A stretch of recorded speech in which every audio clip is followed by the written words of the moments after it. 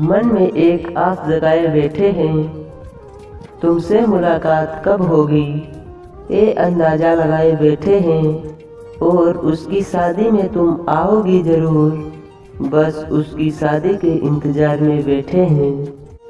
और तुमसे कुछ बात आमने सामने करनी है, बात अपनी मोहब्बत की है, इसलिए तुम्हारे सामने करनी है।